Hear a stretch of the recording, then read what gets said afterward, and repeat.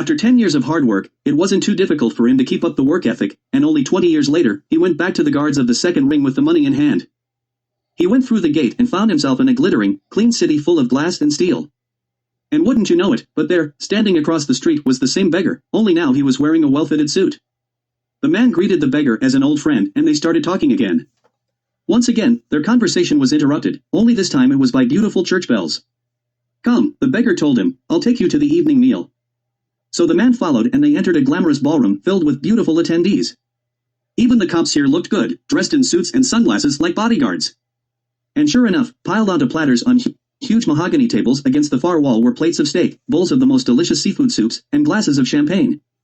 One of the bodyguards cleared his throat loudly and politely requested that the attendees line up. 3 lines were formed and the beggar pointed each line out in turn.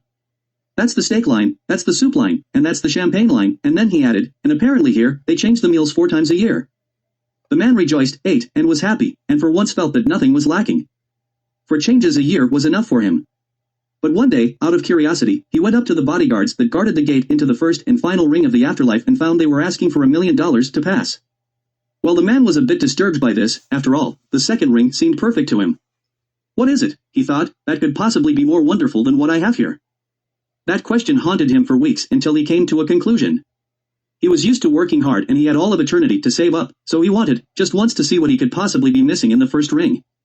50 years later, he returned to the guards with $1 million. When he stepped into the first ring he fell to his knees. The architecture was glorious and inhuman, and the bodyguard had turned into shining angels. To his surprise, someone helped him up off the street and when he looked, he recognized who it was. It was the beggar he met in the 4th ring, adorned in a golden robe and glowing, and when he looked down at himself he realized he looked much the same. The beggar laughed jovially. "I got here only 3 years ago myself, but somehow I knew you would be right here behind me. I've come back to this gate every day waiting for you to make it in."